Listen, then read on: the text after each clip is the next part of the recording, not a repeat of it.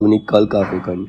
अब इसके अंदर है मैथिली शरण गुप्त का कृतित्व, मतलब मैथिली शरण गुप्त की कृति क्या क्या है, इनका मौलिक काव्य और उन मौलिक काव्य से अनुदित काव्य कौन कौन से हैं वो बताया गया इसके अंदर। तो पहला प्रबंध काव्य है इनका साकेत। मैथिली शरण गुप्त का पहला प्रबंध काव्य जो है इसको महाकाव्य भी कहते हैं। साकेत 1931 में आया था। दूसरा है जय भारत 1952 में। और फिर है इसका खंड काव्य। खंड काव्य में पुराण आधारित पुराणों पर आधारित जो नाटक जो रचनाएं थी इनकी काव्य था पुराणों पर आधारित। शक्ति 1927, द्वापर 1936, नहुष 1940। फिर रामायण आधारित जो इनकी रचना है वो है पंचवटी। पंचवटी वो जगह है जहाँ पर श्री राम वनवास के समय पर रुके थे, जहाँ से सीता का हरण भी हुआ था, वो पंचवटी। तो पंचवटी की रचना इन्होंने 1925 में की थी। महाभारत आधारित जो है वो है जयद्रथ वध 1910, 1910, सैरंधी 1927, वक संहार 1940, वन वैभव 1940, हिडिंबा 1950। और 3 खंड काव्य हैं इनके, सैरंधी, वक संहार और वन वैभव, जिसको विपत्का में संकलित किया गया है 1927 के अंदर तीनों को। ऐतिहासिक काव्य है इनका रंग में भंग 1909 और सिद्धराज 1936।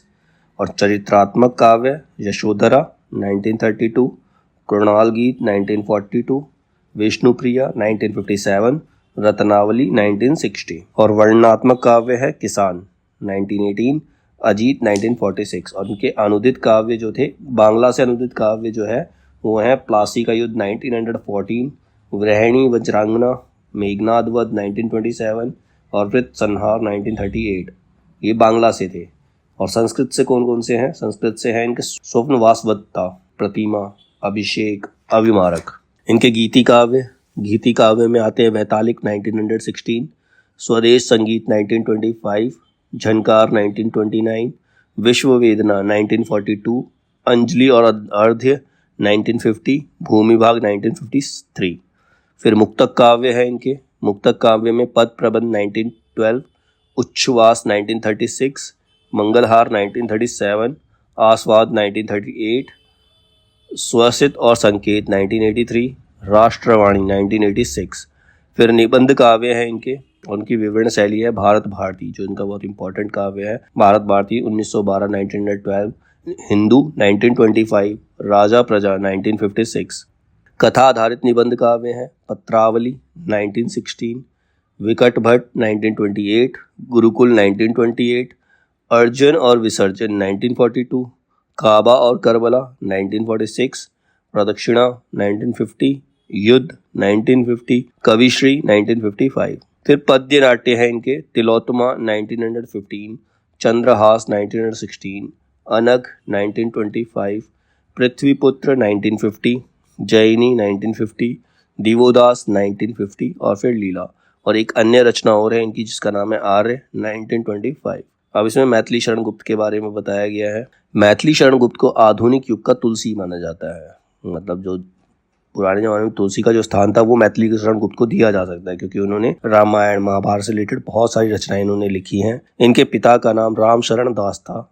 ये चिरगांव झांसी के रहने वाले। मैथिली शरण गुप्त की पहली कविता हेमंत 1905 ईस्वी में सरस्वती पत्रिका में प्रकाशित हुई थी। इसकी आरंभिक रचनाएं वैश्योपकारक नामक पत्र में प्रकाशित होती थी।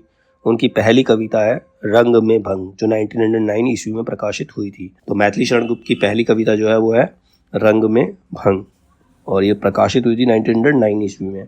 मैथिली शरण गुप्त ने ऋषिकेंद्र नाम से ब्रज भाषा की कविताएं लिखी। मतलब ब्रज भाषा में उन्होंने जो कविताएं लिखी, अपने खुद के नाम से नहीं लिखी, उन्होंने उसके नीचे नाम लिखा था ऋषिकेंद्र। गुप्त जी ने मधुप उपनाम से बांग्ला कविताओं एवं माइकल मधुसूदन दत्त की कृतियों का अनुवाद भी किया है। एक और नाम है इनका मधुप। मधुप उपनाम लेकर के इन्होंने बांग्ला की कविताओं और माइकल मधुसूदन दत्त की कृतियों का अनुवाद यानी कि उनको ट्रांसलेट किया है। गुप्त जी की पहली महत्वपूर्ण काव्य कृति है भारत भारती। उनकी पहली रचना थी, पहली कविता थी रंग में भंग 1909, लेकिन जो पहली महत्वपूर्ण काव्य कृति है वो भारत भारती है 1912, जो उनके यश का आधार है, जिसकी वजह से वो फेमस हुए थे। भारत भारती के संबंध में आचार्य रामचंद्र शुक्ल ने लिखा है, पहले पहल हिंदी प्रेमियों का सबसे अधिक ध्यान खींचने वाली पुस्तक भी यही है। इसकी लोकप्रियता का आलम यह रहा कि इसकी प्रतियां रातों रात खरीदी गई। मतलब इतनी ज्यादा वो फेमस हुई, इतनी ज्यादा पॉपुलर हो गई कि रातों रात उसकी जो कॉपियां थी सब बिक गई। मैथिली शरण गुप्त ने अपना काव्य गुरु महावीर प्रसाद द्विवेदी को माना है। गुप्त जी द्विवेदी युग के पहले ऐसे कवि थे जिनको राज्यसभा का सदस्य नियुक्त किया गया था। फिर इनकी रचनाओं के बारे में बताया गया है। मैथिली शरण गुप्त की जो रचनाएं हैं, पहली रचना जो फेमस रचना भारत भारती है इनकी। भारत भारती की रचना मुसद्दसे हाली तथा ब्रज मोहन दत्तात्रेय कैफी कृत भारत दर्पण की प्रेरणा एवं प्रतिक्रिया स्वरूप मानी जाती है। मतलब भारत भारती की प्रेरणा उन्हें कहाँ से मिली थी? उन्हें प्रेरणा मिली थी भारत दर्पण से, जो किसने लिखा था? ब्रज मोहन दत्तात्रेय कैफी ने लिखा था भारत दर्पण। उसी से प्रेरित होकर इन्होंने भारत भारती की रचना की थी। भारत भारती की कथा वस्तु 3 भागों में बटी हुई है और उसमें जो सब्जेक्ट है 3 पार्ट में डिवाइड किए हैं। इसमें पहला पार्ट है अतीत खंड, दूसरा वर्तमान खंड और तीसरा भविष्यत खंड। गुप्त जी ने भारत भारती के पहले संस्करण की प्रस्तावना में लिखा है, संसार में ऐसा काम नहीं जो सचमुच उद्योग से ना हो सके। उद्योग मतलब मेहनत से। ऐसा कोई संसार में काम नहीं जो मेहनत से नहीं हो सकता है। उद्योग, मेहनत की जगह उसने उद्योग शब्द का इस्तेमाल किया है। परंतु उद्योग के लिए उत्साह की आवश्यकता होती है, लेकिन मेहनत करने के लिए भी एनर्जी चाहिए, उत्साह चाहिए। बिना उत्साह के उद्योग नहीं हो सकता। अगर मन में उत्साह नहीं है, एक्साइटमेंट नहीं है, तो मेहनत नहीं हो सकती।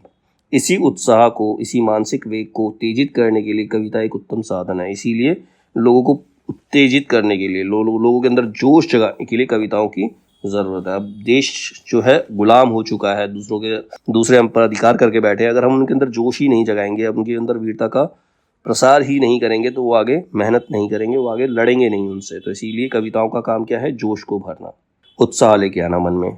मेरा विश्वास है कि जब हमारी बुराइयों की तीव्र आलोचना नहीं होगी, जो हमारे अंदर बुराई है, अगर कोई उसकी आलोचना नहीं करेगा, उन बुराइयों को अगर कोई नहीं बताएगा, तब तक हमारा ध्यान उसे दूर करने की समुचित रीति से आकृष्ट नहीं होगा। जब तक कोई हमें नहीं बताएगा कि हम गलत है, तब तक हमें लगेगा भी नहीं और तब तक हम ठीक होने का प्रयास भी नहीं करेंगे। भारत भारती के संबंध में बच्चन सिंह का कथन है, हिंदी भाषा भाषी क्षेत्र में इतने व्यापक स्तर पर राष्ट्रीय सांस्कृतिक चेतना जगाने का जो काम अकेले भारत भारती ने किया, उतना अन्य पुस्तकों ने मिलकर भी नहीं किया। उसने अकेले पूरे हिंदुस्तान की जनता को जगाया। इतना काम तो सारी पुस्तकों को मिला दे तो उन्होंने भी नहीं किया होगा।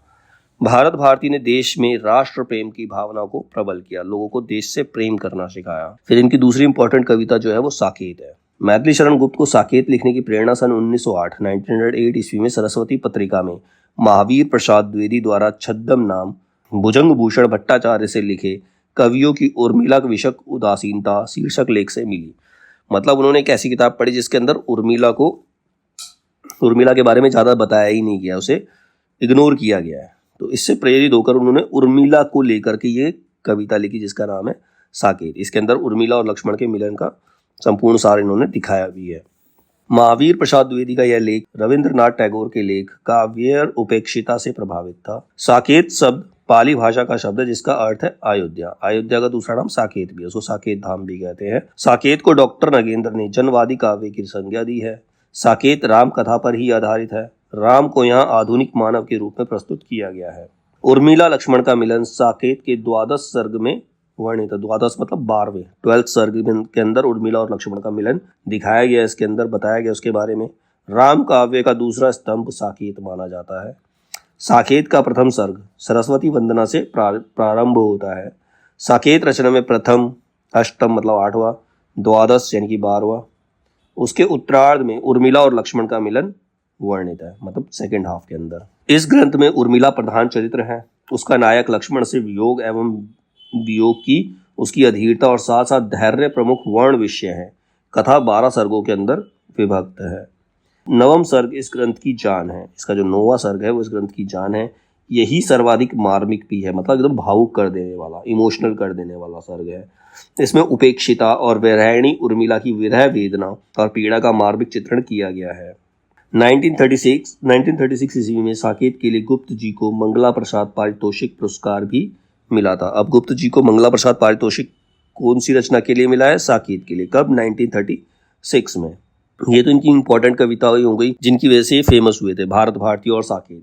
अब गुप्त जी की अन्य रचनाएं हैं। अन्य रचनाएं कौन कौन सी? एक है मेघनाद वध, ये मैथिली शरण गुप्त की अतुकांत रचना है। फिर है यशोधरा, ये गौतम बुद्ध के ऊपर है। यशोधरा जो है गौतम बुद्ध के ऊपर है। यशोधरा काव्य गौतम बुद्ध की गृह त्याग की घटना पर आधारित है। यशोधरा जो था उनकी पत्नी का नाम था। जय भारत, जय भारत महाकाव्य प्राचीन भारत की हिंदू संस्कृति का स्वच्छ दर्पण कहलाता है। फिर जयद्रथ वध, ये महाभारत से लिया गया है। जयद्रथ वध गुप्त जी की रचनाओं के प्रकाशन क्रम में सबसे पहले आती है। प्रकाशन क्रम में सबसे पहले इनकी कविता आती है जयद्रथ वध। जयद्रथ कौन था? दुर्योधन का जीजा था, उसकी बहन का पति था। उसकी वजह से ही अभिमन्यु की हत्या हुई थी और उसका बदला लेने के लिए अर्जुन ने जयद्रथ का वध किया था। राष्ट्र की बलि देवी पर प्राणों का उत्सर्ग करने वाले नवयुवक का चरित्र चित्रण जयद्रथ वध में हुआ है। फिर लिखी इन्होंने विष्णुप्रिया। विष्णुप्रिया चैतन्य महाप्रभु की पत्नी को आधार बनाकर लिखी गई रचना है। मतलब विष्णु जी की पत्नी विष्णुप्रिया, उन्हीं को आधार बनाकर एक कविता लिखी गई है। अनग और कृणाल गीत में बौद्ध कालीन संस्कृति की छटा दिखाई देती है। जैनी काव्य ग्रंथ कार्ल मार्क्स की पुत्री जैनी पर लिखा गया है। तो यहाँ पर कार्ल मार्क्स की पुत्री का नाम भी आया है जैनी, उसी के ऊपर एक काव्य ग्रंथ लिखा गया था जिसका नाम था जैनी। विकट भट्ट के जोधपुर के राजपूत सरदार की काव्य कथा वर्णित है। विकट भट्ट जो रचना है उसके अंदर जोधपुर के राजपूत सरदार की काव्य कथा को वर्णित किया गया है। गुप्त जी ने कुल 19 काव्य खंडों की रचना की है। अर्जुन और विसर्जन, इस रचना में मैथिली शरण गुप्त द्वारा मुस्लिम संस्कृति की झलक दिखाई गई है। मैथिली शरण गुप्त ने स्वयं को कौटुंबिक कवि मात्र कहा है। कौटुंबिक मतलब पारिवारिक, कुटुंब का मतलब परिवार होता है, तो कौटुंबिक मतलब पारिवारिक कवि है वो एक। रामचंद्र शुक्ल ने मैथिली शरण गुप्त को सामंजस्यवादी कवि कहा है। वो हर चीज में तालमेल बिठाना चाहते हैं, हर चीज में संतुलन लाना चाहते हैं, इसलिए वो सामंजस्यवादी कहते हैं। रामचंद्र शुक्ल जो है मैथिली शरण गुप्त को सामंजस्यवादी कवि कहते हैं। महात्मा गांधी ने मैथिली शरण गुप्त को राष्ट्र कवि की उपाधि दी। तो मैथिली शरण गुप्त को राष्ट्रपति की उपाधि किसने दी? महात्मा गांधी ने। क्वेश्चन बन सकता है, मैथिली शरण गुप्त को राष्ट्र कवि की उपाधि महात्मा गांधी ने दी थी। गुप्त जी को द्विवेदी काल में हरिगीति का छंद का बादशाह कहा जाता था। तो हरिगीति का छंद का बादशाह किसे कहा जाता है? मैथिली शरण गुप्त जी को। अब अन्य बिंदु, इनके बारे में कुछ और बातें हैं। बाल मुकुंद गुप्त ने भारतेंदु युग और द्विवेदी युग के बीच एक कड़ी का कार्य किया है। जो बाल मुकुंद गुप्त थे उन्होंने भारतेंदु युग और द्विवेदी युग दोनों अलग अलग, दोनों को जोड़ने का काम किया है, तो एक कड़ी का काम किया है। रामचरित उपाध्याय द्विवेदी युग के प्रमुख सूक्तिकार के रूप में विख्यात है। रामचरित चिंतामणि रामचरित उपाध्याय की रचना है। राय देवी प्रसाद पूर्ण ने सन 1902 में कालिदास के मेघदूत का ब्रज भाषा में धाराधर दानधावन नाम से अनुवाद किया था। मतलब कालिदास जो मेघदूत जो है कालिदास की रचना है, लेकिन 1902 में राय देवी प्रसाद ने इसका अनुवाद किया, इसको ट्रांसलेट किया, उसका नाम रखा धाराधर धावन। कालिदास के मेघदूत की जो ट्रांसलेशन की इन्होंने ब्रज भाषा के अंदर, उसका नाम इन्होंने रखा है धाराधर धावन। राय देवी प्रसाद पूर्णकृत स्वदेशी कुंडल की रचना कुंडलियां छंद में हुई है। इसमें इनकी देशभक्तिपूर्ण 52 कुंडलियां संग्रहित हैं। कामता प्रसाद गुरु को हिंदी भाषा का पाणिनि भी कहा जाता है। इनकी प्रसिद्धि का मूलाधार इनके हिंदी व्याकरण है। पाणिनि जो है व्याकरण के लिए प्रसिद्ध थे। गया प्रसाद शुक्ल सनेही ने श्रृंगार आदि परंपरागत विषयों पर सनेही उपनाम से तथा राष्ट्रीय भावनाओं की कविता को त्रिशूल उपनाम से लिखा है। गया प्रसाद शुक्ल सनेही खड़ी बोली के सवैया और कवि छंदों का प्रयोग करने में कुशल थे। कविता कौमुदी का संकलन एवं संपादन 8 भागों में राम नरेश त्रिपाठी ने किया है। इसमें ग्राम गीतों, उर्दू, संस्कृत एवं बांग्ला कविताओं का संकलन भी इन्होंने किया है। भारतेंदु मंडल के रचनाकार बाल मुकुंद गुप्त को उस युग का अत्यंत सजग, सतर्क, गहरी सूझबूझ वाला एवं भारतेंदु का सफल उत्तराधिकारी माना जाता है। इनकी साहित्यिक प्रसिद्धि का मूल आधार है शिव शंभू के चिट्टे। ये हमने पढ़ी हुई है ये रचना जो है, इस शिव शंभू के चिट्टे। तो किसकी? भारतेंदु मंडल की प्रसिद्धि के साहित्यिक प्रसिद्धि का आधार शिव शंभू के चिट्टे है। भारतेंदु मंडल के लगभग सभी लेखक पत्रकार भी थे। जितने भी लेखक थे वो एडिटर भी थे किसी भी न्यूज़पेपर में। जगन्नाथ दास रत्नाकर भक्तिकाल और रीतिकाल के समन्वयक के रूप में न जाने जाते। मतलब जगन्नाथ दास रत्नाकर जो है भक्तिकाल और रीतिकाल उसके समय के ही माने जाते हैं। राम नरेश त्रिपाठी स्वतंत्रतावाद के दूसरे सबसे बड़े कवि हैं। मैथिली शरण गुप्त और मुकुटधर पांडे को द्विवेदी युग के प्रसिद्ध प्रगीतकार माना गया है।